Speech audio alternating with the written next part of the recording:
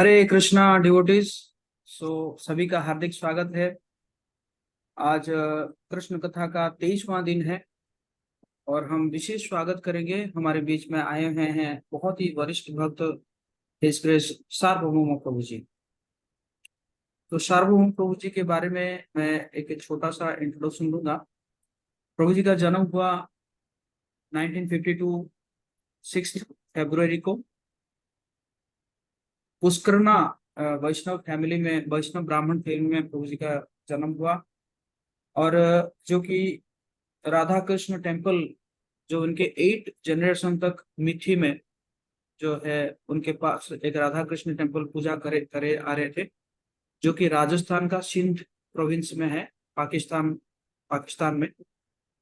और प्रभु जी जो है बचपन से ही उन राधा कृष्णों को पूजा कर रहे थे। प्रभु जी एमबीबीएस किए सिंध यूनिवर्सिटी हैदराबाद से, और मास्टर ऑफ फिलोसफी प्रभु जी किए कराची यूनिवर्सिटी से। और उसके बाद फिर प्रभु जी कई कॉलेजेस में प्रभु जी एसोसिएट प्रोफेसर रहे।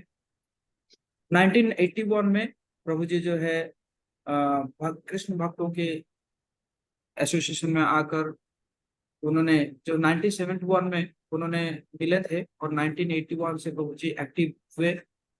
और फिर उन्होंने भगवत गीता का प्रचार किए, जो कि गीता सम्मेलन पाकिस्तान में हुआ था, जो कि गिरिराज स्वामी महाराज, राधा स्वामी महाराज एंड हिज बालकृष्ण गोस्वामी महाराज के गाइडेंस में। फिर प्रभु जी 1991 में गवर्नमेंट सर्विस से रिटायरमेंट लिए, और उसके बाद फिर इंडिया में उन्होंने जो है सेवा शुरू किए राधा स्वामी महाराज जी के गाइडेंस में 1995 तक। 1995 में उन्होंने वृंदावन में आए as a management team Krishna Balaram मंदिर में। और वो वृंदावन जो मैनेजमेंट टीम जो है वो बहुत एक्टिवली प्रचार कर रहे थे, जो कि शिल प्रभुपाद जी का जो 100वां जो है आविर्भाव दिवस था, उस समय पहली बार प्रभु जी जो है वहाँ पे रथ यात्रा ऑर्गेनाइज किया गया मथुरा में, जिसमें 108 देशों के भक्त आए हुए थे, और 108 देशों के जो है फ्लैग उसमें झंडा वो कर रहे थे। तो उसी प्रकार रायपुर में, इंदौर में, कानपुर, झांसी, मेरठ, आगरा में डिफरेंट जगह में रथ यात्रा हुआ। प्रभु जी जो है कई कुंभ मेला में मैनेजमेंट में रहे। 1980 1908 में हरिद्वार में, 2001 में प्रयाग में, और दीनबंधु प्रभु जी के साथ। फिर उन्होंने जो है उज्जैन में जो कुंभ मेला हुआ उसमें भी कंटिन्यू कर रहे थे। प्रभु जी was very instrumental in making Loknath Swami Maharaj as Mahant, so that we have our own place in Kumbh Mela procession। Kumbh Mela तो जो कई जो ग्रुप का जो मंडली का जो प्रोसेसन निकलता है, तो उसमें जो है लोकनाथ स्वामी महाराज जी को प्रभु जी महंत बनाए, और हमारा इस्कॉन का जो है वो अलग सा एक प्रोसेसन चलता है। फ्रॉम 2000 टू 2008 प्रभु जी जो है डिस्कोर्स दिए, एक सीरीज ऑफ डिस्कोर्स, जो कि आत्मा प्रोग्राम आईटीवी, मुंबई का आईटीवी चैनल का वो दिए। और बहुत सारे सोनी में, स्टार टीवी में, तो प्रभु जी इस प्रकार हिंदी लैंग्वेज में जो है प्रभु जी दे रहे थे। और 2004 से प्रभु जी जो है कई जगह में जा रहे हैं, India, Pakistan, gulf countries, Mauritius, Vrindavan, मतलब वृंदावन में रहते हुए, और कई भक्ति शास्त्री, भगवत गीता, और जो है VIHE, इसी प्रकार प्रभु जी जो है प्रचार कर रहे हैं। तो प्रभु जी का हम स्वागत करेंगे। एक बार आप भक्त सबको मैं अनम्यूट कर सकते हैं अपने आप को, एक बार अनम्यूट करके सभी भक्त प्रभु जी का हम करेंगे एक बार जोर से। हरे हरे कृष्णा हरे कृष्णा कृष्णा, हरे कृष्णा हरे राम, हरे राम हरे राम हरे हरे राम राम हरे राम हरे राम हरे। राम राम हरे हरे। ओम। प्रभु जी अनम्यूट कर सकते हैं, अनम्यूट करके स्टार्ट कर सकते ओम नमो भगवते वासुदेवाय। ओम नमो भगवते वासुदेवाय। नारायणं नमस्कृत्यं नरं चैव नरोत्तमं देवीं सरस्वतीं व्यासं ततो जयमुदीरये। नष्टप्रायेषु भद्रेषु नित्यं भागवत सेवया भगवती उत्तम श्लोकैर्भक्तिर्भवती नैष्टिकी। कृष्णाय वासुदेवाय देवकी नंदनाय च नंदगोपकुमाराय गोविंदाय नमो नमः। जय श्री कृष्ण चैतन्य प्रभु नित्यानंद श्री अद्वैत गदाधर शिवासदि गौर भक्त वृंदा। हरे कृष्णा कृष्ण कृष्ण हरे हरे, हरे राम राम राम हरे हरे। प्रिय गया मंदिर से जुड़े हुए भाग्यशाली भक्त वृंद, आप श्रीमद् भागवत महापुराण का, विशेष रूप से भगवान का जो मुस्कुराता हुआ मुखमंडल है और जो भागवत का आश्रय नाम का मुख्य विषय है, 10 जिसके 9 विषय जिसके आश्रित हैं, ऐसे भगवान श्री कृष्ण की मधुरतम लीलाओं का श्रवण कर रहे हैं। परीक्षित महाराज कहते हैं कि भगवान की लीलाओं के श्रवण से कर्ण रमया रमयाणी, कान को आनंद मिलता है, मनोज्ञानी, मन को शांति मिलती है, सत्वम शुद्धेत, अंतःकरण की शुद्धि होती है, हरि भक्तों, भगवान से प्रेम उत्पन्न होता है, तद जनेशु सख्यम, और भगवान के भक्तों से मित्रता होती है। ये है भगवान की लीला सुनने के मुख्य लाभ। और इसके साथ 2 बातें और कही है। एक तो भगवान में रति होती है, भगवान की कथा में रति होती है, और जितनी भगवान की कथा में रति होती है उतनी संसार के भोगों से विरक्ति होती है। ये है भगवान की कथा सुनने के आध्यात्मिक लाभ, जो परीक्षित महाराज ने इसी 10वें स्कंद के 7वें अध्याय में 3 प्रश्नों में बताए हैं। तो आप देखिए, जब ये कथा सुन रहे हैं, आपको ये लाभ हो रहे हैं अपने जीवन में। कथा में आपको रति हो रही है। रति का मतलब बहुत प्रेम आना, अच्छा लगना बहुत, और अब संसार से उतनी विरक्ति हो रही है, अंतःकरण की शुद्धि हो रही है, कान को आनंद मिल रही है, भगवान से प्रेम प्रकट हो रहा है, भक्तों से के साथ मित्रता हो रही है। ये है कथा का विशेष उद्देश्य। और कथा के अंदर से भगवान श्री कृष्ण कान के द्वारे हमारे हृदय में आके हृदय को शुद्ध कर देंगे, अंतःकरण को शुद्ध कर देंगे। और ये सब तब होगा जब हम भगवान के भक्तों के मुख से भगवान की कथा सुनेंगे। इसको कहते हैं महत सेवया, या भगवान के भक्तों का सेवा ये होती है कि उनके मुख से कथा सुनने। तो हमारे श्रीमद् भागवत के 10वें स्कंद के 2 विभाग होते हैं, पूर्व और उत्तर। पूर्व में जो है मथुरा लीला तक है, उत्तर में द्वारका लीला है। सो पूर्व अर्ध में वृंदावन की लीलाएं जो है वो ऑलमोस्ट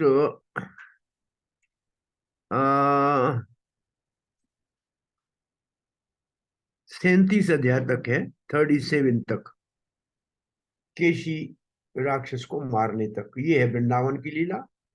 फिर 38 से लेकर आगे जाके 50 तक ऑलमोस्ट द्वारका की स्थापना भगवान करते हैं, तब तक मथुरा की लीला है। फिर 51 से लेकर आगे 90 अध्याय तक द्वारका की भगवान की लीला है। द्वारका की लीला को मधुर लीला कहा जाता है, मथुरा की लीला को मधुरतर लीला कहा जाता है, और वृंदावन की लीला को मधुरतम लीला कहा जाता है। तो मथुरा की लीला और वृंदावन की लीलाएं के भी 3 विभाग हैं। पहले भगवान के 5 साल कुमार अवस्था तक गोकुल में बाल लीलाएं हैं, वात्सल्य प्रेम के भक्तों के पोषण के लिए। फिर भगवान गोकुल से वृंदावन में आ जाते हैं क्षतिग्रह के पास में, और फिर 3.5 साल तक भगवान की पौंगल अवस्था की लीलाएं, वत्स चारण और गौ चारण की लीला होती है, जिसमें सखा प्रेम के भक्तों को निमंत्रण देके उनका पोषण करते हैं। फिर भगवान नंद गांव आते हैं गोवर्धन धारण करने के उपरांत, और फिर भगवान की जो 3.5 साल की लीला है वो गोपियों के संग में माधुर्य रस की पुष्टि करने की लीला है। आपने ये सुना है कि भगवान ने ब्राह्मण पत्नियों के ऊपर कृपा करके उनको भक्ति दी, और ब्राह्मण भगवान के अनुकूल हो गए। फिर भगवान ने गोवर्धन धारण किया, और इंद्र देवता भगवान की पूजा करके अनुकूल हो गया। उसके बाद नंद बाबा को भगवान ने वरुण लोक से छुड़ाया और सारे ब्रजवासियों को वैकुंठ का दर्शन कराया। इससे सारे बड़े गोप भी भगवान के अनुकूल हो गए। तो ये 3 ब्राह्मण अनुकूल देवता, इंद्र देवता जो देवताओं का राजा है, देवेंद्र है, वो अनुकूल हो गया नंद बाबा, और सारे गोप अनुकूल हो गए। तो भगवान की रास लीला का प्रसंग आता है, और इस भगवान की रास लीला का 29 अध्याय से लेकर 34 अध्याय तक जो है, 29 से 34, हाँ 33 अध्याय तक, 29 से 33 अध्याय तक, 29, 30, 31, 32, 33, ये 5 अध्याय रास पंच अध्याय, ये भागवत के 5 प्राण हैं और भागवत का हृदय भी है। भगवान श्री कृष्ण की आयु उस समय 8 साल की है। गोवर्धन धारण करने से पहले जब भगवान ने कुमारी का मतलब 5 साल से छोटी उम्र की जो कात्यायनी देवी का व्रत कर रहे थे, उनके वस्त्र भी दुकूल का मतलब दुपट्टे जो चुराए थे, और तब भगवान ने उनको ये वचन दिया था कि आने वाली शरद ऋतु में उनके साथ रास विहार करेंगे। और उसके बाद गोवर्धन पूजा हुई, और गोवर्धन पूजा के बाद जो आने वाली शरद ऋतु है, तब भगवान की आयु 8 वर्ष हो गई। प्रभुपद लिखते हैं 8-9 वर्ष की आयु है, और इस आयु में भगवान किशोर लीला माधुर्य रस की करने जा रहे हैं गोपियों के संग से। तो पहले इस लीला को समझने के लिए इतना आवश्यक है कि राधा कृष्ण एक तनु है, 2 देहधारी। राधा कृष्ण एक ही आत्मा है, एक आत्मा है, 2 देहधारी है। राधा रानी भगवान के वाम भाग से प्रकट होती है, भगवान की शक्ति है, और भगवान के रस आस्वादन और सेवा के लिए प्रकट होती है। और राधा रानी का काया व्यू का मतलब राधा रानी अपने ही श्री विग्रह को बहुत से गोपियों के रूप में विभाजित करती है कृष्ण को रस आस्वादन देने के लिए। तो पहले तो ये समझना चाहिए कि गोपियां कोई सामान्य लड़कियां नहीं है, वो सब भगवान की अपनी जो अंतरंग हलादिनी शक्ति राधा रानी है, उसके ही श्री स्वरूप का विस्तार है, और उनके वे भगवान की नित्य सिद्ध गोलोक की पार्षद मधुर्य रस के पात्र है। उनको भगवान धरती के ऊपर अपने साथ लाते हैं। फिर दूसरी साधना सिद्ध गोपियां भी हैं, वो कुछ रास में आ ही नहीं पाई, और उन्होंने देह त्याग के फिर आई, जैसे दंडकारण्य के ऋषि, ये ऋषिचारी गोपियां हैं, मिथिला की गोपियां हैं, श्रुति वेदों की गोपियां हैं, ऐसे बहुत से गोपियों के वर्ग भी हैं। गोपियों के साथ भगवान के रास विहार के लिए आप पहला श्लोक ही हम आपको अभी सुनाएंगे केवल।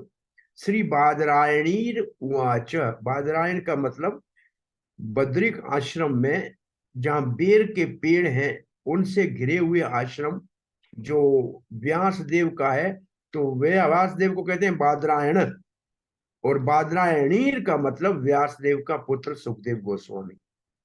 बद्री के पेड़ों से मतलब बेर के पेड़ों से घिरे हुए आश्रम व्यासदेव के पुत्र सुखदेव के ये वचन है। और सुखदेव पहले ही ब्रह्म आनंद में थे, ब्रह्मनिष्ठ थे, ज्ञान की परिकाष्ठा के ऊपर थे। भगवान की भागवत की मधुर लीलाओं ने उनको भगवान कृष्ण के प्रेम में आकर्षित कर लिया। तो ऐसा महात्मा अगर ये लीला कह रहा है तो ये लीला कोई सामान्य नहीं है।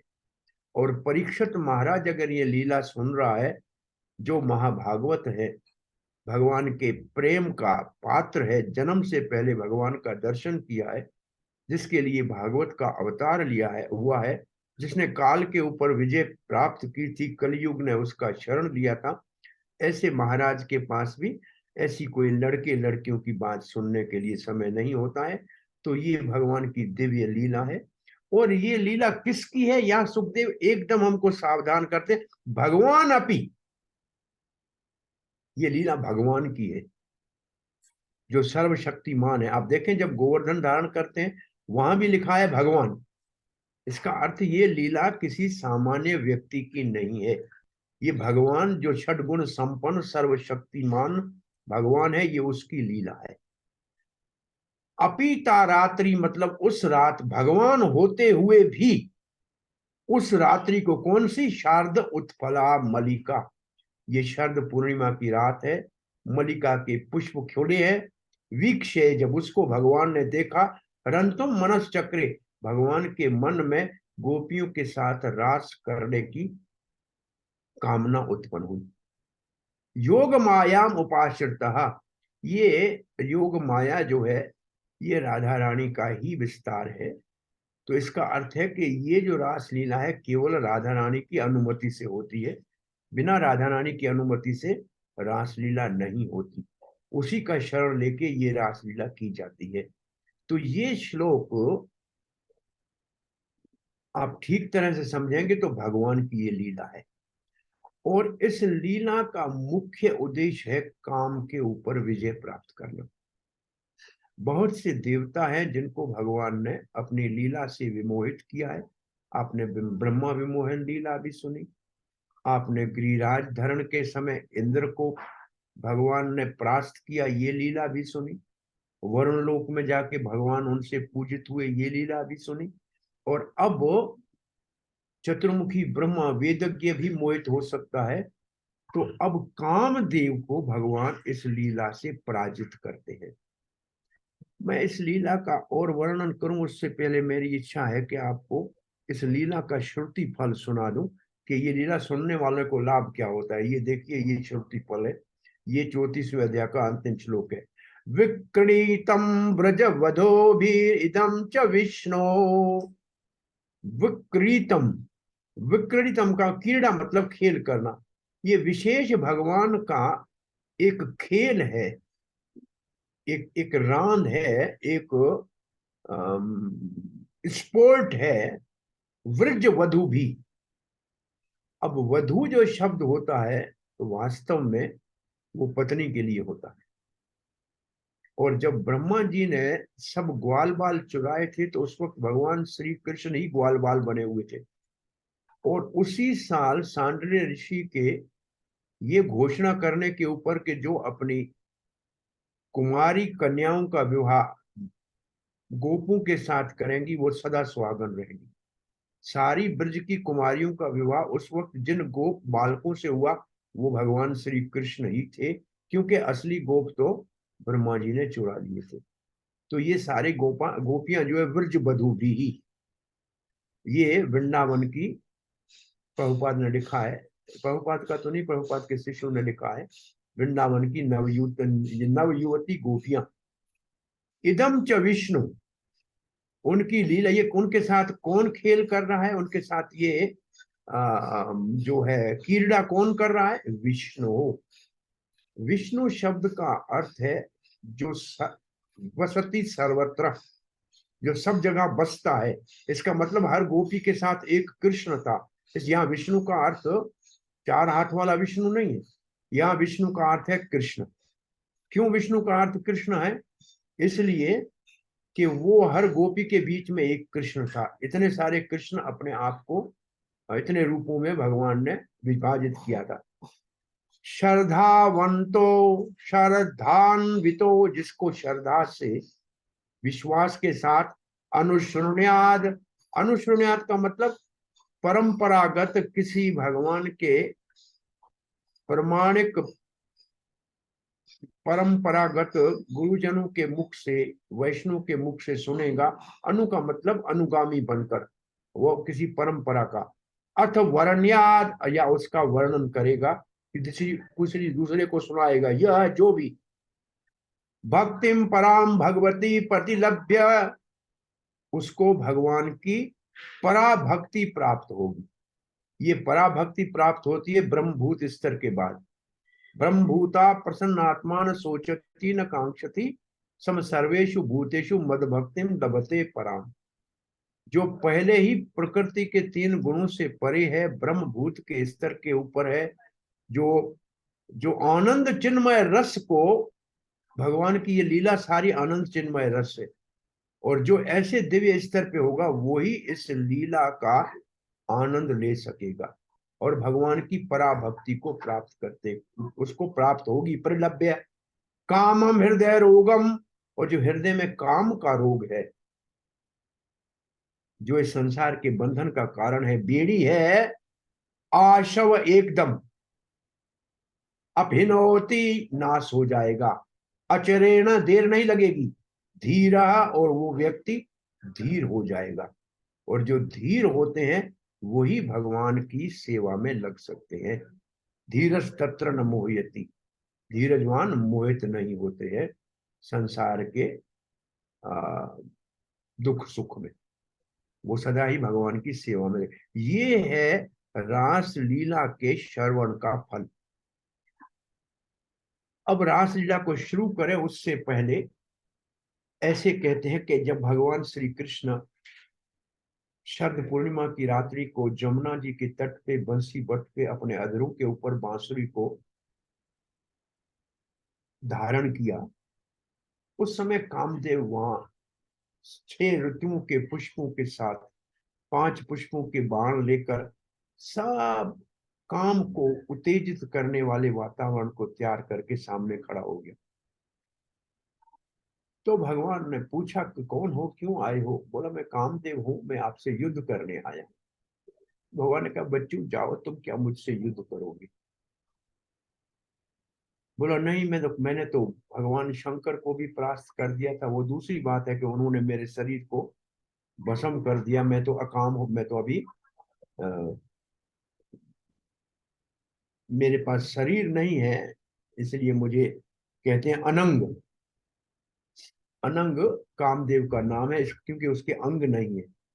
और भगवान कृष्ण को भी अनंग कहते हैं क्योंकि जो शरीर के स्तर से ऊपर उठेगा वही भगवान श्री कृष्ण को जान सकेगा।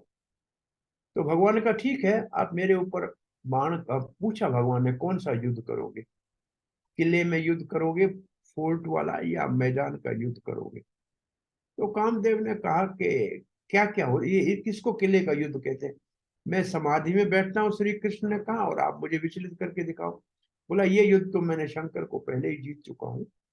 तो मैदान का युद्ध क्या होता है? बोला मैं सामने रास लीला करूंगा, आप उसके बीच में आके मुझे विचलित करके दिखाओ। बोला ये ठीक है। तो भगवान ने कहा ठीक है, तो मैं बांसुरी बजाता हूँ, गोपियों को बुलाता हूँ, तुम मेरे ऊपर प्रहार करके देखो। जैसे ही कामदेव ने भगवान का निशाना लिया ऐसे, और भगवान के सुंदर त्रिभुंग ललित श्रीभंग ललित श्याम सुंदर के रूप को देख के मूर्छित हो गया। भगवान हंसने लगे कि अभी तो युद्ध के बाजे भी नहीं बजे है, उससे पहले मूर्छित हो गया, तू क्या युद्ध करेगा? जा, परास्त हो गया। तुम्हारा नाम मदन है, मेरा नाम मदन मोहन है, मैंने तुमको भी मोहित कर लिया। भगवान ने कामदेव को यहाँ से खदेड़ दिया। और फिर बांसुरी में भगवान ने सब गोपियों के नाम लेकर और उनको बुलाया, और गोपियां जो भी काम कर रही थी घर में, उस काम को जहां था वहीं छोड़ दिया।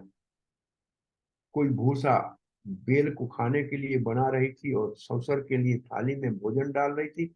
उसकी मति ऐसी भोरी हो गई, वो भूसा सौसर के सामने रखे और थाली भोजन की बेल के सामने रख के भागी। और आंख एक में काजल डाला था, दूसरी में डालने से पहले बांसुरी में नाम आ गया तो लिपस्टिक दूसरी आंख में लगा दी, हाथ कान का नाक में, हाथ का पांव में, ऐसे करके जैसी थी ऐसे गोपियां भागती हुई श्री कृष्ण के पास वहां शरद पूर्णिमा की रात को जमुना के तट पे पहुंच गए। इन सारी गोपियों के हृदय में कामदेव ने आके वास कर लिया, जो भगवान से परास्त होके आया था। तो भगवान ने क्या किया, भगवान ने कहा आइए आइए, आप शरद पूर्णिमा की रात में चांदनी को देखने आइए। जमुना जी के ऊपर ये जो चांदनी छाई हुई है, ये चांद चमक रहा है, इसके देखनी देख लिया ना, अच्छा लग रहा है ना, अब वापस घर जाओ। यहाँ बड़े घोर रात को पशु होते हैं भयानक, यहाँ तो हिंसक पशु रात को रहते हैं, और आप तो ग्रस्त में रहने वाली स्त्री हो, आपके पुत्र हैं, पति है, आपका परिवार है, जाओ उनकी सेवा करो। गोपियां कहती हैं आपने हमको प्रेम से बुलाया और बुलाने के बाद कहते हो वापस चले जाओ, ये क्या है। तो भगवान श्री कृष्ण गोपियों को धर्म का उपदेश देने लगे। कौन सा धर्म, कुल धर्म, जाति धर्म, नारी धर्म। और गोपियां गोपियां थी सर्वधर्मान परित्यजी की कक्षा की। अब भगवान ऐसी गोपियों के साथ क्यों कर रहे थे, क्योंकि कामदेव गोपियों के हृदय में बैठ के आया था। अब गोपियों को भगवान ने ऐसी ब्रह की वेदना देनी थी कि उनके हृदय में बैठा हुआ काम देव जल के भुन के भाग जाए। और ऐसा भगवान ने उनको जाने के लिए कहा, तो गोपियों ने अपना दूसरा गीत गाया। पहला तो वेणु गीत है, दूसरा गीत है प्रणय गीत। ये इसी अध्याय में, पहले ही अध्याय में प्रणय गीत है, जिस गीत को गोपियों ने गाया और श्री कृष्ण को कहा कि आपने हमको यहाँ बुलाया है, अब वापस आप कहते हो कि हम अपने पतियों के पास जाएं, अब हम कैसे जाएंगी, आपके लिए तो हम सब कुछ त्याग के आई है। फिर उदाहरण देते हैं कि उन्होंने पूछा कि कृष्ण हम आपसे एक प्रश्न पूछते हैं, किसी पत्नी का पति परदेश गया हो और वो अपने पत्नी से इतना प्रेम करती है कि उसके फोटो को रोज भोग लगाती है, फिर भोजन करती है, उसकी रोज आरती उतारती है। तो भगवान ने कहा बड़ी प्रेमी है, अच्छा है। बोला उसका पति परदेश से वापस आया, दरवाजे के ऊपर खड़ा है, दरवाजा खटखड़ा रहा है, अभी उसको फोटो की पूजा करनी चाहिए कि अपने पति के लिए दरवाजा खोलना चाहिए।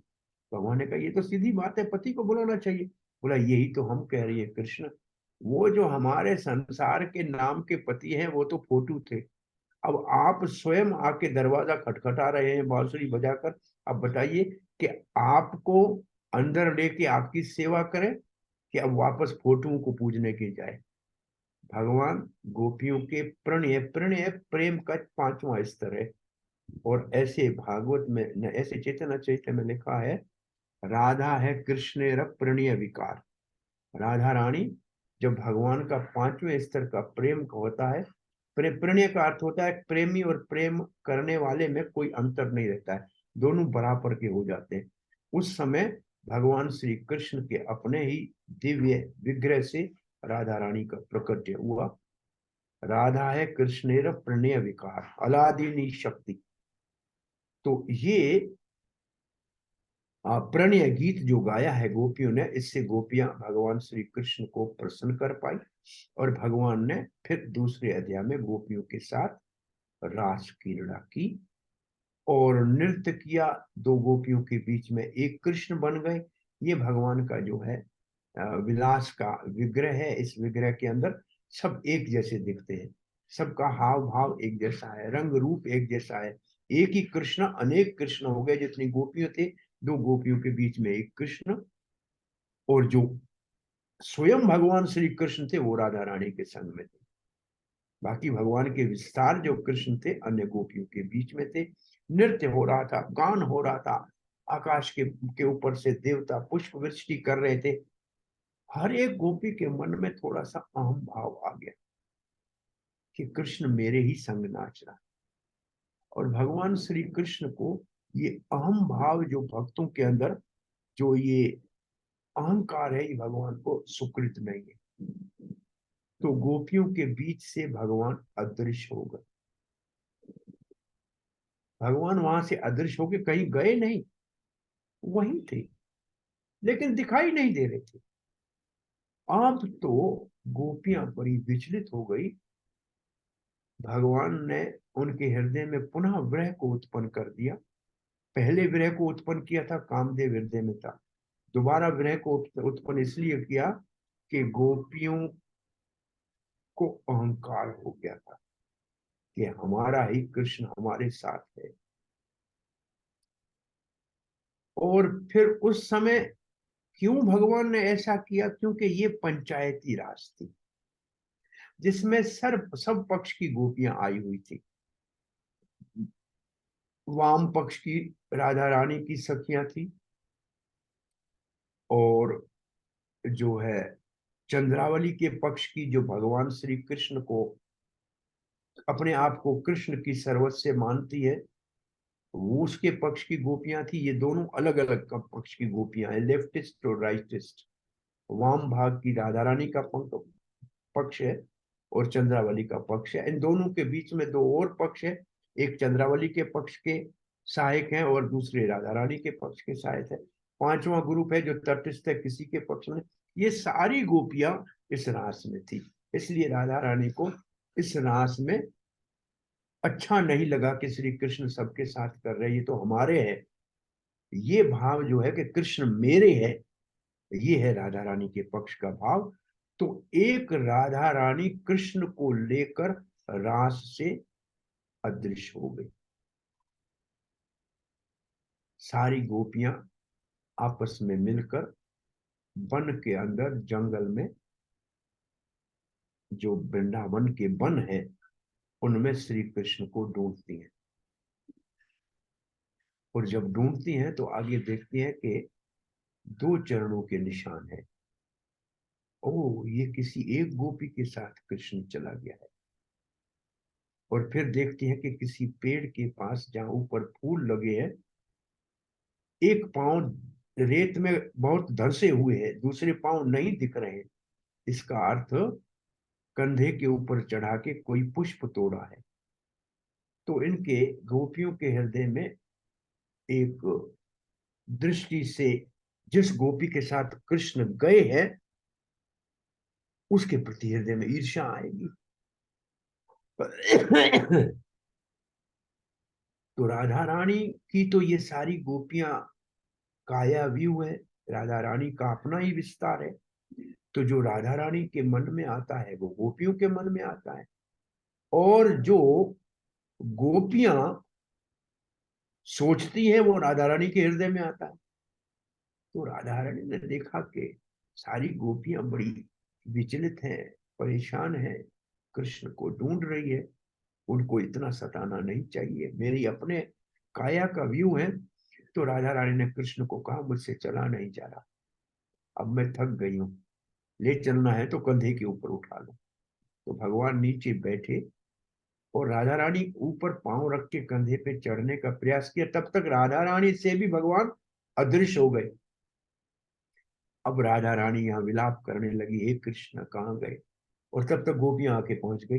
अब राधा रानी और गोपियां सब मिल गई, और ये सब मिल गए आपस में, तो अब तो किसी के साथ कोई ईर्ष्या नहीं रही, और सभी मिलकर फिर वन में वो भगवान को ढूंढने लगे। तो भगवान ने विष्णु का रूप धारण करके बीच में खड़े हो गए। तो सारी गोपियां कहती हैं, प्रणाम है आपको विष्णु, आपने कहीं कृष्ण को देखा यहाँ से? तो ये जो विष्णु है ये तो स्वयं कृष्ण था। वो तो दो हाथ छुपा भी ना भी मुश्किल उनके लिए था राधा रानी के संग में। इसलिए जो अलानाथ में, जगन्नाथपुरी के पास में जो अलानाथ में चार हाथ वाला विष्णु का रूप है, जिसको चैतन्य महाप्रभु जब भगवान जगन्नाथ स्नान यात्रा के बाद अनुस्वर में चले जाते हैं, बीमार होते हैं, तो उस समय जगन्नाथपुरी में क्यों जाते हैं चैतन्य महाप्रभु? वो तो चतुर्भुज विष्णु है। बोला, भगवान चैतन्य महाप्रभु राधा रानी के भाव में जाते हैं, जानते हैं कि ये कृष्ण है जो रास से अदृश्य होकर विष्णु का रूप धारण किया था, और ये उनको कृष्ण ही दिखता है। और फिर गोपियों ने इसके बाद जो तीसरा अध्याय, उसमें गोपियों ने गोपी गीत गाया। ये गोपियों का तीसरा गीत है। और दो और गीत गोपियों के गीत आगे भागवत में है। एक जो है वो भ्रमर गीत है जो उद्धव जी जब आते हैं तब गाती हैं, और एक और पांचवा गीत युगल गीत है। तो गोपियों ने जो ये गोपी गीत गाया है कि भगवान, तो गोपी गीत का मुख्य उद्देश्य ये है कि गोपियां भगवान के अदृश्य होने से वापस घर तो नहीं लौटी, न बंधु बांधुओं की याद की, वो तो वन में भटक रही थी ये सोचकर कि इस वन में कहीं कृष्ण को कांटा न लग जाए, कंकर न चुभ जाए, उसके चरण इतने कोमल है, और कृष्ण को कहीं कष्ट न हो, और कृष्ण के ही सुख सुविधा के लिए कहती है कि हम तो आपकी निशुल्क किंकरी है, क्या करें हम आपकी सेवा। किंकरी कहते हैं सेवक जो सामने खड़ा होकर हाथ जोड़ के कहे कि मैं क्या करूं, हमने बंधु बांधव सब छोड़े, संसार के सब कुछ छोड़े, तुम आपकी कथा ही हमारे जीवन का सहारा है। और ऐसे बहुत सुंदर गोपियों के इस गोपी गीत जिसको भक्त लोग प्रेम से गाते हैं, इस गोपी गीत को गोपियों ने गाया है। और ये जमुना के तट पे कहाँ गाया, बोला जहां रास हो रही थी वहीं चलो, ये जहां से हमारे से अदृश्य हुए हैं वहीं मिलेंगे। अब गोपियों ने जब गोपी गीत को बड़े प्रेम के साथ कृष्ण के लिए गाया, तब कथा अमृतम तप्त जीवनम कवि विरीडितम, ये वो श्लोक है जिसको जब गाया था महाराज प्रताप रुद्र ने, तो भगवान श्री कृष्ण चैतन्य जो किसी राजा से नहीं मिलना चाहते थे, उन्होंने तो राजा राजा प्रताप रुद्र का आलिंगन किया जो वैष्णव वेश में आया था कि आपका मैं ऋणी हो गया, आपने मेरे को गोपियों के भाव, कृष्ण के विरह के अंदर कृष्ण के पाने का जो साधन बता दिया आपने, मैं आपका ऋणी हो गया। तो ये बड़े सुंदर गोपियों के गीत हैं। इसको अपने पास आज तो समय नहीं है, इनका अपना एक विशेष स्वर है, उस स्वर में हर चौथा शब्द एक जैसा है, और इनका भावार्थ बड़ा हमारे आचार्यों ने प्रेम से परिपूर्ण लिखा है। जैसे ही गोपी गीत गोपियों ने वहां गाया जहां रासलीला हो रही थी, तो भगवान उनके बीच में एकदम प्रकट हो गए, सहसा प्रकट हो गए, कहीं गए तो थे नहीं, मानो उन गोपियों के बीच में ही एक चुनरी ओढ़ के घूम रहे थे, घूंघट उठा के घूम रहे थे, और देख रहे थे ये क्या कर रही है, कैसे मेरे लिए विलाप कर रही हैं, और उसका भगवान आनंद उठा रहे थे। लेकिन जब देखा कि गोपियों का ये जो गोपी गीत है, इसमें उन्होंने त्याग और मेरी सुख और मेरी सुविधा और आनंद की चिंता इनको है, और अपने दुख का कोई इनको चिंता नहीं है, और ये वापस घर जाने की इच्छा तो करती ही नहीं है, एकमात्र मुझे ढूंढने के प्रयास में लगी हुई है। तब भगवान उनके बीच में प्रकट हो गए। और जब भगवान प्रकट हुए तो गोपियों के पास कोई भगवान के लिए सिंहासन तो था नहीं, उस जमुना की रेत के ऊपर गोपियों ने अपनी चुनरियां जो थी जिससे रोते हुए आंसू पोंछे थे, उन चुनरियों को बिछा दिया और उनका आसन बना के उसके ऊपर भगवान को विराजमान किया। और केवल विराजमान नहीं किया, कुछ किसी ने हाथ पकड़ा, किसी ने पांव पकड़ा कि वापस अब कहीं से यहां से भाग न जाए। और गोपियों ने फिर कृष्ण से कुछ प्रश्न पूछे। कहा श्री कृष्ण, इस दुनिया में कुछ लोग होते हैं, आप प्रेम करोगे तो वो आपसे प्रेम करेंगे, दूसरे ऐसे लोग होते हैं आप प्रेम करो ना करो लेकिन वो तो आपसे प्रेम करेंगे ही, तीसरे होते हैं जिनको पता ही नहीं होता है कि कोई हमसे प्रेम कर रहा है, अपने प्रेम करने वालों को वो तो पहचानता ही नहीं। बताओ श्री कृष्ण ये कौन होते हैं? तो भगवान श्री कृष्ण ने कहा प्रेम करो, आप सामने से कोई प्रेम करे, ये तो संसार में सब मित्र बंधु होते हैं, आप करोगे तो वो करेंगे। बोला ये तो ठीक है कृष्ण।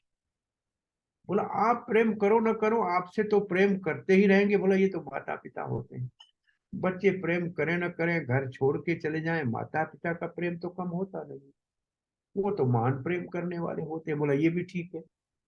अब कोई प्रेम करे और जिससे प्रेम करे उसको पता न लगे, ये कौन होता है? तो भगवान श्री कृष्ण ने कहा ये 3 प्रकार के हो सकते हैं। या कोई पागल है जिसको पता ही नहीं है कौन प्रेम कर रहा है, या कोई समाधि में योगी है जिसको दुनिया से कुछ लेना देना नहीं, और तीसरा कोई कृतघ्न है जो प्यार करने वालों का भाव ही नहीं जानता है, उनके कृतज्ञता करनी चाहिए उसके बजाय कृतघ्न है। रामायण में जब रामचंद्र सुग्रीव के पास लक्ष्मण को भेजते हैं तब कहते हैं कि कृतघ्न के लिए कोई भी उपाय नहीं है, कृतघ्न भगवान को पसंद नहीं है। तो गोपियां हंसने लगी एक दूसरे को देखकर। बोला ये पागल तो है नहीं कृष्ण, और समाधि में कोई योगी भी तो नहीं है, इसका मतलब ये बड़ा कृतघ्न है, हम इनसे प्रेम करती हैं और ये ऐसे हमें तड़पा रहा है। ये शब्द सुनते ही भगवान श्री कृष्ण ने अपना दुपट्टा हाथ में ले लिया, हाथ जोड़ लिए और कहा गोपियां मुझे कृतघ्न मत कहो, न पारे हम, न पारे हम। मैं ब्रह्मा जी के दिन तक आपके इस त्याग का ऋण चुकाने का प्रयास करूं तो भी नहीं चुका सकता। आपने जो मेरे लिए किया है मैं ये कभी भी इसका ऋण चुका ही नहीं सकता हूं। मैं गोपियां आपको किसी भी हालत में दुख नहीं देना चाहता था। जो आपका मेरे प्रति प्रेम बाहर अंग था, मेरे मिलने से जो आपको प्रेम दिख रहा था, इसी प्रेम को मैं अंतरंग करना चाहता था, ताकि आप मैं सामने हूं ना हूं आपका प्रेम इतना परिपक्व हो कि आपको हर समय हर जगह आपके अपने हृदय में बाहर सर्वत्र ही कृष्ण दिखाई दे। तो ये जो मैंने आपसे रास के अंदर से अदृश्य होने की लीला की, ये आपके प्रेम को अंतरंग करना था। और ये भगवान ने इसलिए किया कि अब भगवान वृंदावन से जाने वाले हैं और एक तक अब गोपी के साथ होगा। और इस का प्रेम इतना अंतर हो अंग हो जाएगा, सर्वत्र उसको श्री कृष्ण ही सब समय दिखाई देंगे। और भागवत के आप आगे पढ़ेंगे कि एक दिन रुक्मणी से भगवान ने परिहास किया और कहा मुझ में क्या दिखा था, मैं तो राजा भी नहीं बन सकता हूँ, हम यदुवंशियों को तो पहले राजा बनने का अधिकार ही नहीं है, आपने मुझसे विवाह क्यों किया? आप तो शल्य के साथ प्रेम करती थी, उसके साथ चली जाती, अच्छा था, राजा तो था उस समय, वो चाहता था आपको, और शिशुपाल भी था, चेदी नरेश आया हुआ था, तब तो भगवान के बच्चे हो चुके थे प्रद्युम्न आदि। भगवान ने ये परिहास किया और रुक्मणी मूर्छित होने लगी। तो भगवान चतुर्भुज रूप में रुक्मणी का 2 हाथों से पकड़ के संभाल रहे थे, एक हाथ से केस ठीक कर रहे थे, एक हाथ से पंखा झेल रहे थे।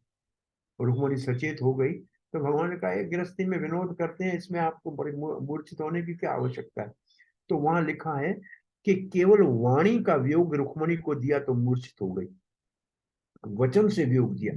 और यहाँ गोपियों को तो शारीरिक वियोग दे के 100 साल के लिए चले गए, फिर भी गोपियां मूर्छित नहीं हुई, क्योंकि उनका प्रेम बहुत घनीभूत और अंतरंग भगवान ने इस रास क्रीड़ा के माध्यम से कर दिया।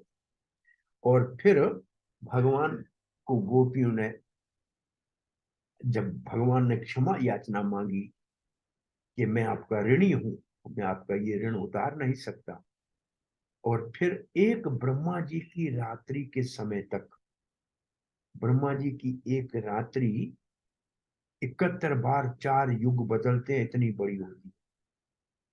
उस रात्रि पर्यंत भगवान ने गोपियों के साथ रास क्रीड़ा की। और जैसे ही सूर्य उदय का समय हुआ, मतलब ब्रह्मा जी की रात पूरी होकर दिन होने वाला था। समय को भगवान बांध सकते हैं। आप देखेंगे द्वारका में तो भगवान एक ब्राह्मण अपने गरीब भक्त बहुलाशव के पास गए, राजा बहुलाशव के पास भी गए थे मिथिला में, और एक ब्राह्मण शुद्धदेव के घर गए थे। उतने ही ऋषियों के साथ शुद्धदेव के घर में एक दिन रहे और राजा बहुलाशव के घर में एक महीना रहे। वो दोनों का समय बराबर था, और दोनों, क्योंकि वो एक से महीने तक तो रख नहीं सकता था, गरीब ब्राह्मण था, और राजा के पास एक महीना रहे, उतने ही रूपों में रहे दोनों जगह पे। तो समय भगवान के हाथ में है।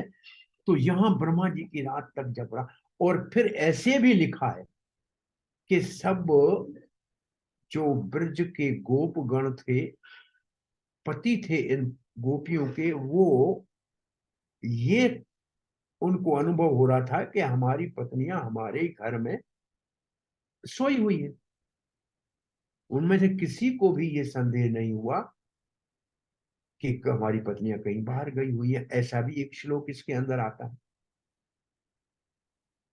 और परीक्षित महाराज ने फिर एक प्रश्न पूछ लिया कि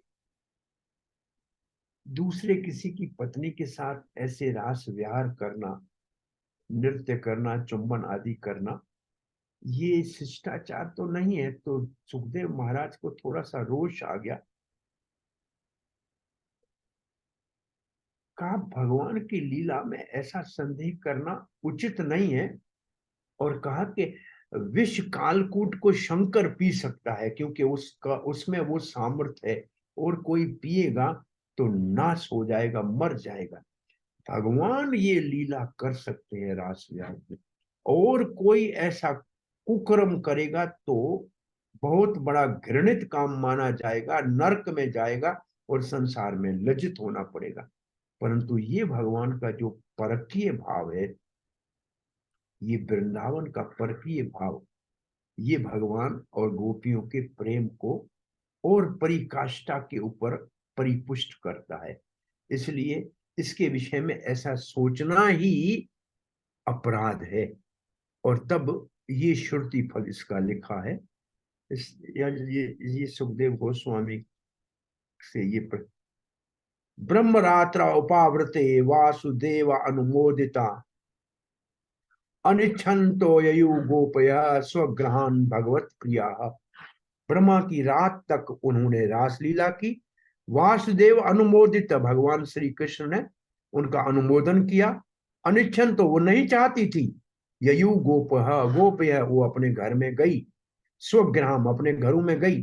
भगवत प्रिय, क्योंकि भगवान की बहुत प्रिय थी। भगवान की आज्ञा का पालन किया और चली गई। और ये आप देखेंगे कि आचार्यों की टीका तो इतनी विशाल है कि एक साल तक भी इसको 5 अध्यायों को पढ़े तो भी कम रहेगा। एक श्लोक एक दिन में भी हो जाए तो बहुत बड़ी बात है। ये एक ही श्लोक के ऊपर टीका चल रही है।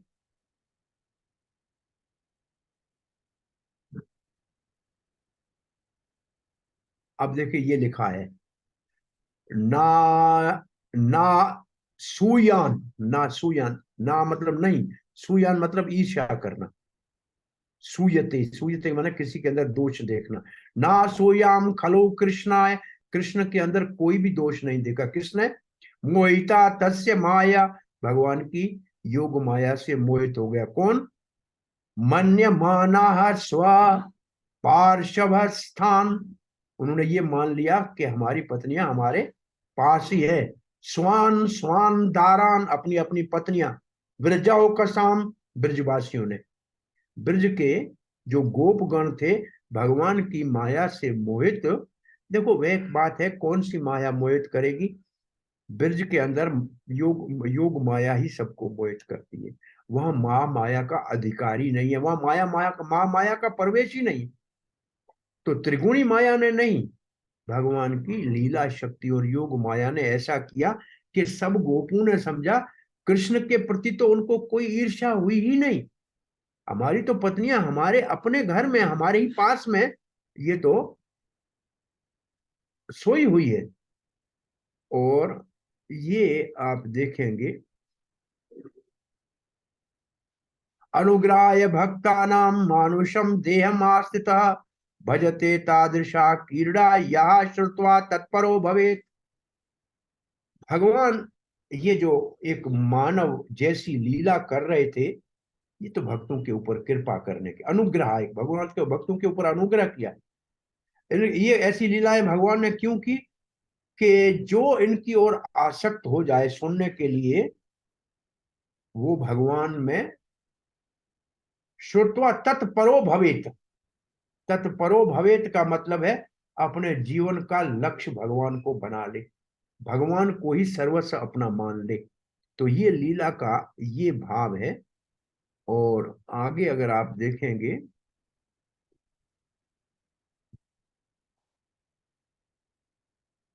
गोपीनाम तत्पतीनाम च सर्वेषाम एव देहिनाम यो अंतश्चरति सो अध्यक्ष कीर्णने अनेह देह भाक।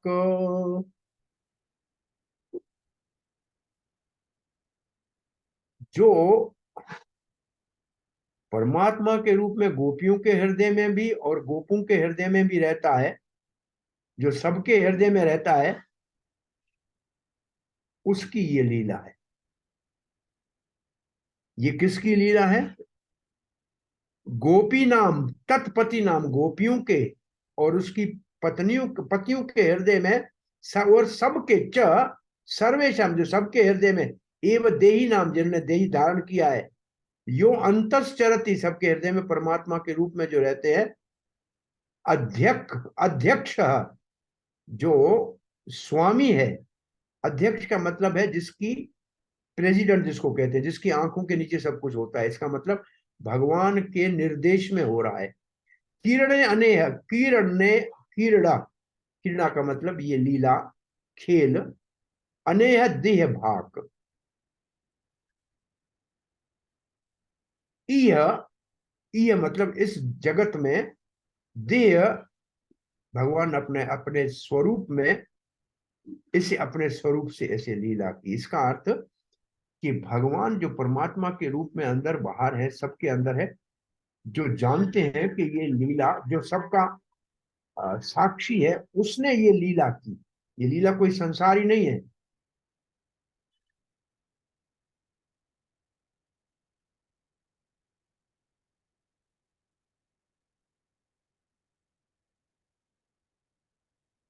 आपके इतने श्लोकों के भाव बड़े अच्छे हैं, अब क्या करें, मैं परीक्षित का वो श्लोक सिर्फ देखना चाह रहा था।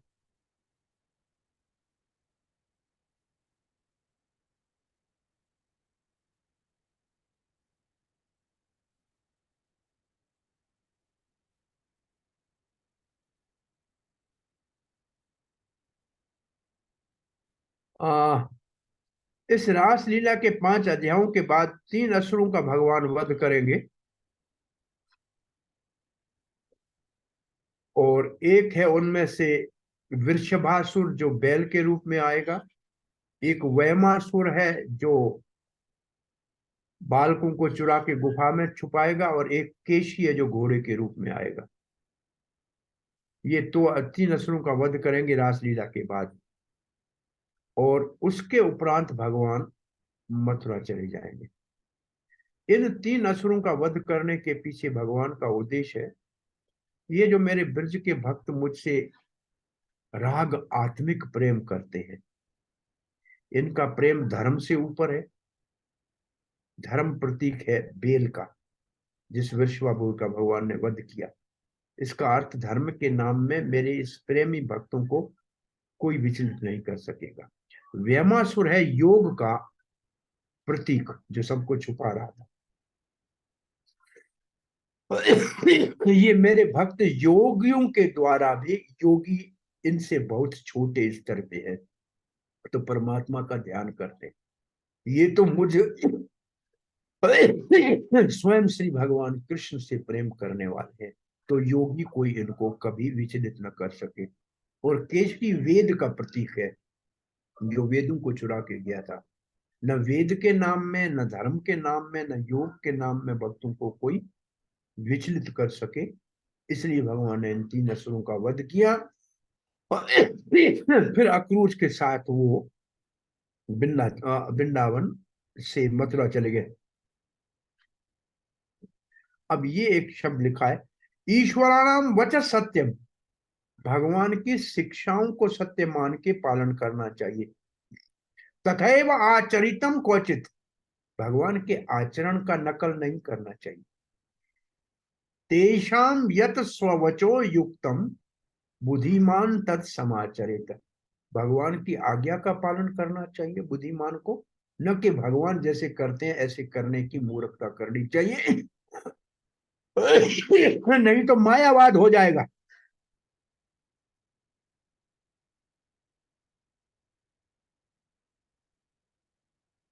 वही कार्य करने चाहिए जो भगवान ने कहा है, और वैसा ही हो तो करना चाहिए, नहीं तो नहीं करना चाहिए।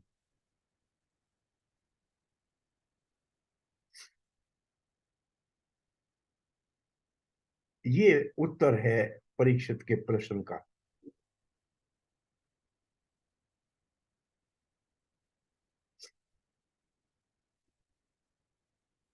महान लोगों का नकल नहीं करना चाहिए। रुद्र बीज पी सकता है और कोई नहीं पी सकता है। भगवान रासलीला कर सकते हैं और कोई नहीं कर सकता है। ये ये है प्रश्न परीक्षित का।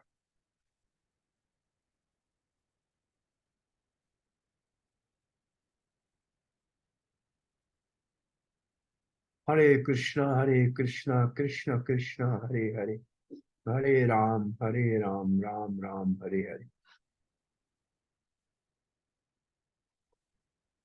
परीक्षित महाराज का ये प्रश्न है। श्री परीक्षित उवाच, संस्थापनाय धर्मस्य, भगवान धर्म की स्थापना के लिए आए। परस्माएत अतरस्य च, वो तो परमात्मा है, परम है।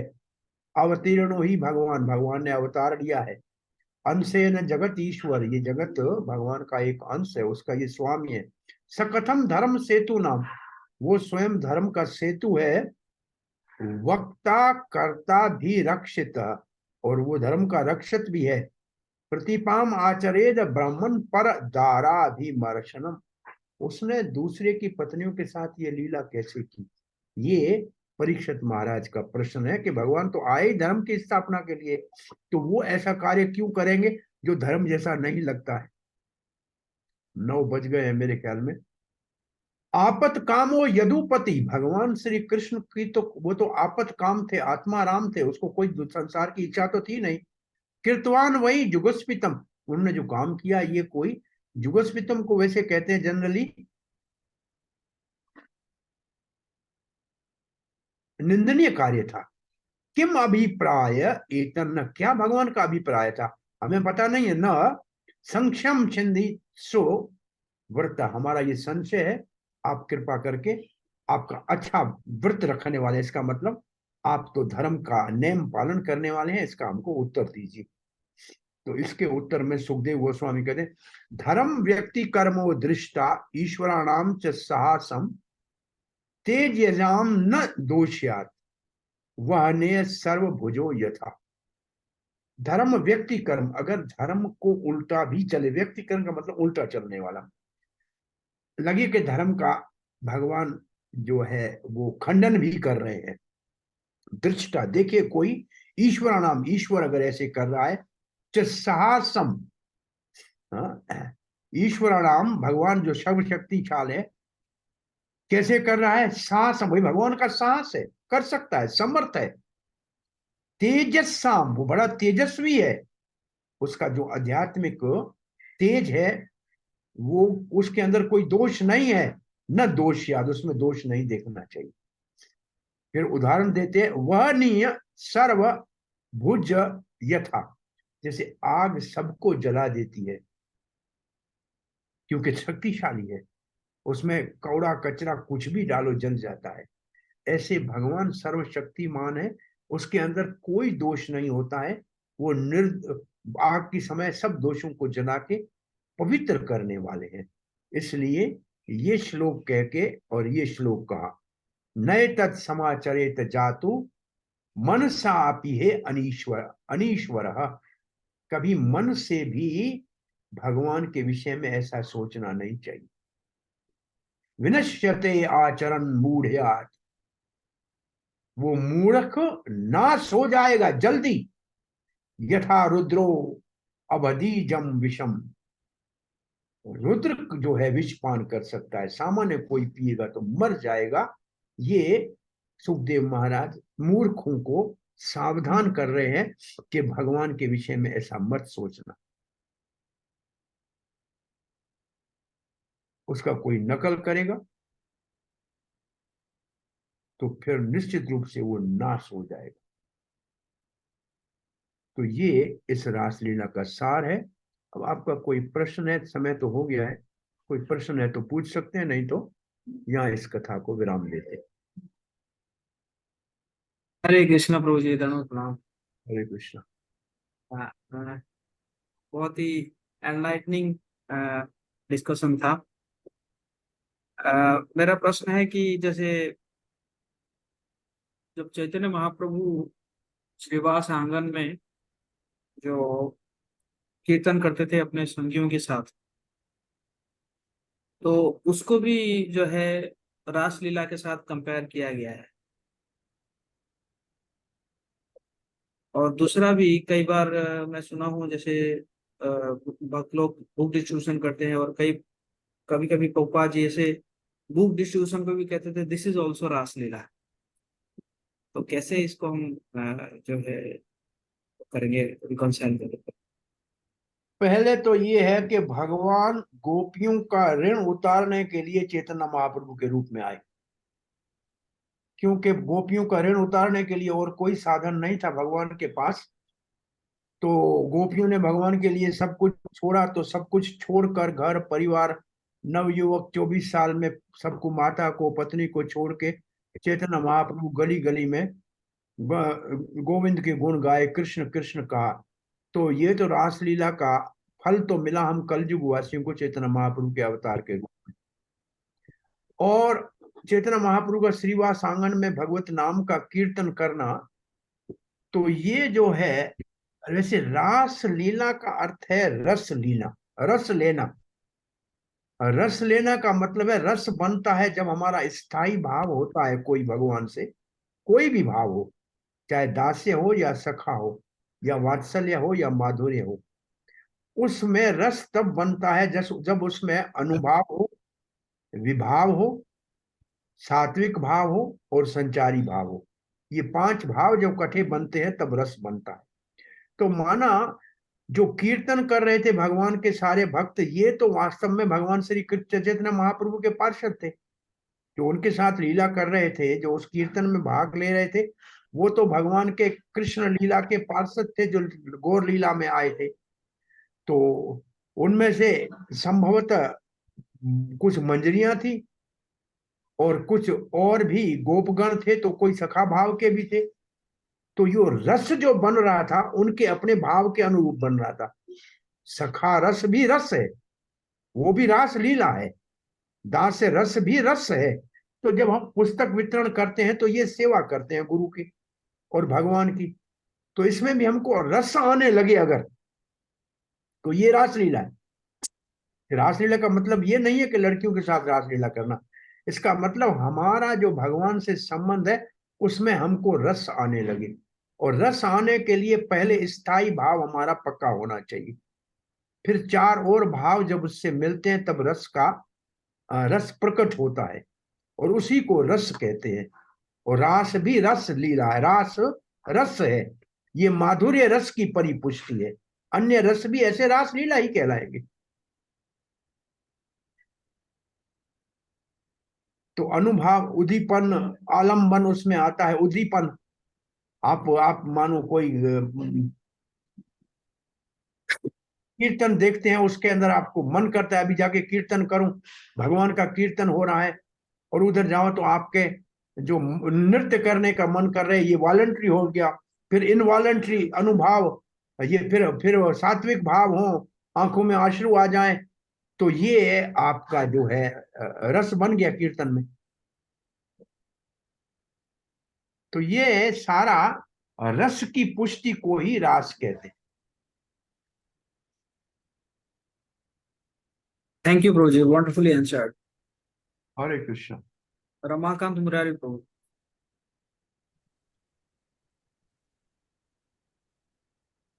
हरे कृष्णा प्रभु जी, दंडवत प्रणाम प्रभु जी।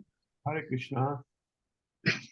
प्रभु जी बहुत बहुत धन्यवाद, कोटि कोटि धन्यवाद। इतना वंडरफुल और काफी तात्विक लेक्चर आपने देकर हम लोगों को कृतार्थ किया।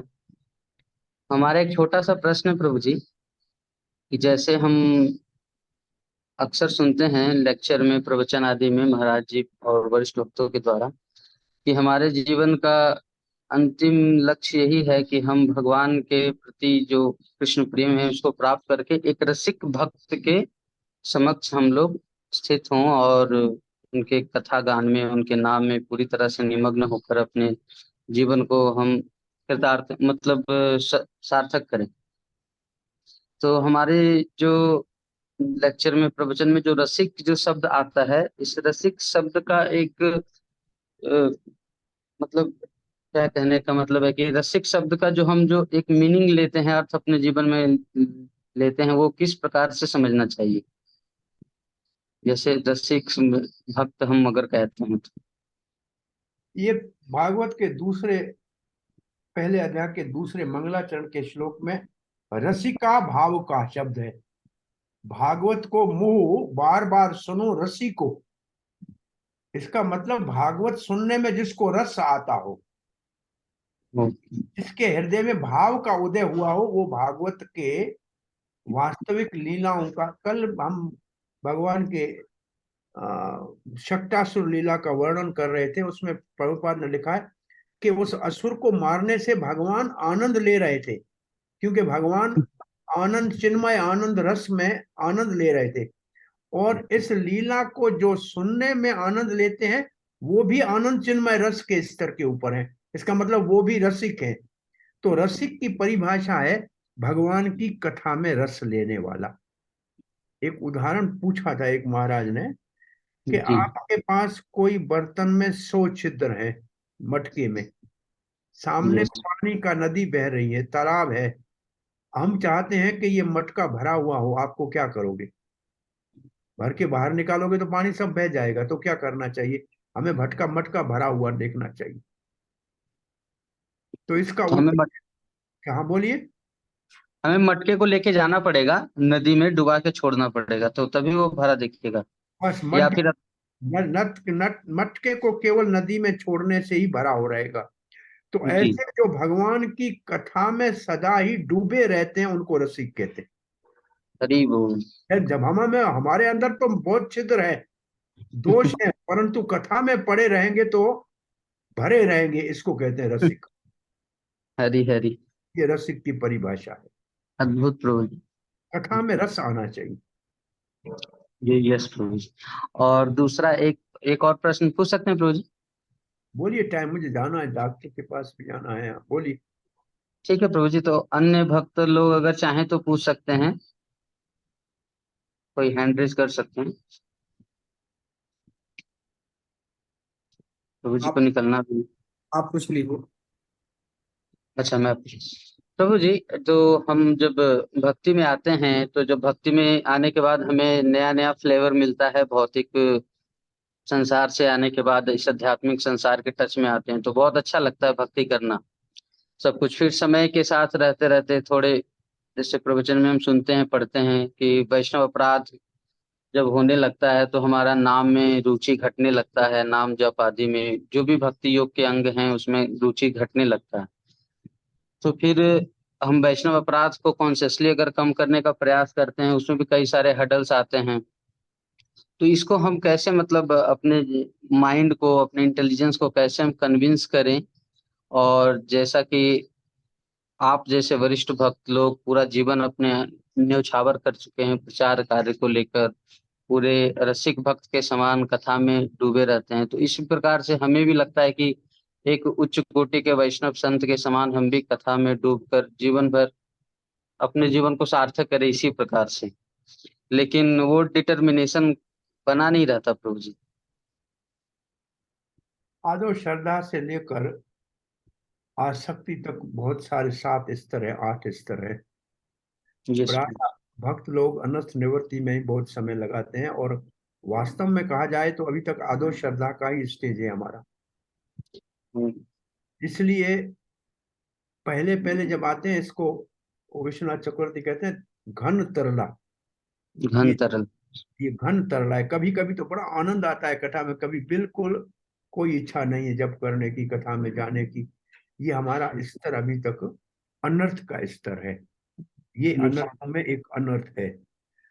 और इससे ऊपर उठने के लिए पहले तो हमारे के अंदर, जैसे आपने कहा, उत्कंठा होनी चाहिए, लोभ होना चाहिए। और पहला, अब देखें भक्ति उपदेशामृत में लिखा है उत्साह धैर्य निश्चय। निश्चय धैर्य। हाँ, तो ये जो हमारा उत्साह बना रहे, इसके लिए हमारे को उत्साह वाले भक्तों का संग करना चाहिए। और देर हो जाए तो धैर्य करना चाहिए, अभी नहीं मिला है तो आगे मिलेगा, ये निश्चय होना चाहिए। तो ये तीनों चीजों को हम साथ में रखेंगे तो आगे बढ़ जाएंगे। अगर धैर्य खो दिया तो भी नहीं, और निश्चय गया तो भी नहीं, और उत्साह नहीं रहा तो भी आगे नहीं बढ़ पाएंगे। इसलिए उत्साह रखें और उत्साह वाले भक्तों का संग करें। देर हो जाए तो धैर्य रखें, आज नहीं तो कल होगा, इस जन्म में होगा, जरूर होगा। और हम इस रास्ते को छोड़ेंगे नहीं, ये निश्चय करके रखेंगे तो हम एक दिन इस लक्ष्य को निश्चित रूप से प्राप्त करेंगे। पहले बहुत ने किया है तो हम क्यों नहीं करेंगे। यस। हरे कृष्णा। धन्यवाद प्रभु जी, कोटि कोटि धन्यवाद। एक लास्ट क्वेश्चन है विपुल प्रभु चतरा से। ओके, लास्ट क्वेश्चन अभी था विपुल प्रभु। हरे कृष्णा प्रभु जी, दंडवत प्रणाम। प्रभु जी, एक आपका आवाज नहीं आ रहा है, दंडवत प्रणाम, बोलिए। कोई जैसे कि कोई नृत्य प्रस्तुति या फिर नाट्य प्रस्तुति करते हैं तो क्या ये अनुकरण है? भगवान के सामने रोज हम नृत्य करते हैं कीर्तन में, तो ये तो करना चाहिए। जैसे वृंदावन लीला की नाट्य प्रस्तुति हम लोग सोच रहे थे करने के लिए, उसमें कुछ जैसे गोपी गीत वगैरह पे कुछ माता जी वगैरह मतलब नृत्य करती हैं, तो क्या ये अनुकरण करना होगा? देखो, ड्रामा करना, एक तो अभिनय करना भक्ति को पोषण करने के लिए है और किया जाता है, परंतु हम उस स्तर पे है नहीं कि उनको हम उस दृष्टि से देख सके। कहीं हमारी भौतिक दृष्टि होगी तो दोष हो जाएगा। कुछ लोगों का ऐसे कहना है कि ये सब भगवान के मंदिर में भगवान के सामने करो तो अच्छा है, स्टेज के ऊपर करते हैं तो फिर लोगों के अलग अलग भाव आ जाते हैं, तो उसमें वो भाव नहीं रहता है जो भगवान का भाव होता है। हम सब ये कर सकते हैं, लेकिन भगवान के सामने भगवान को दिखाने के लिए करें तो ठीक है। अब संसार को दिखाने के लिए करेंगे तो उसमें इतना ज्यादा लाभ नहीं होगा, उसमें कुछ दोष हो जाएंगे। धन्यवाद प्रभु जी, धन्यवाद। हरे कृष्णा। हरे कृष्णा। तो प्रभु जी का हम धन्यवाद करेंगे। प्रभु जी बहुत ही प्रभु जी का बिजी शेड्यूल रहता है, फिर भी प्रभु जी आए और हमें लाभान्वित किए। और प्रभु जी हम रिक्वेस्ट करेंगे कि फिजिकली भी प्रभु जी आएंगे, गया धाम आके आप सब भक्तों को नरिशमेंट करेंगे। तो आप सभी भक्त अपने आप को अनम्यूट कर सकते हैं इस बार, और अनम्यूट करके प्रभु जी का धन्यवाद करेंगे जोर से महामंत्र बोल के। हरे कृष्णा हरे कृष्णा कृष्णा हरे कृष्णा हरे हरे कृष्ण हरे राम राम राम हरे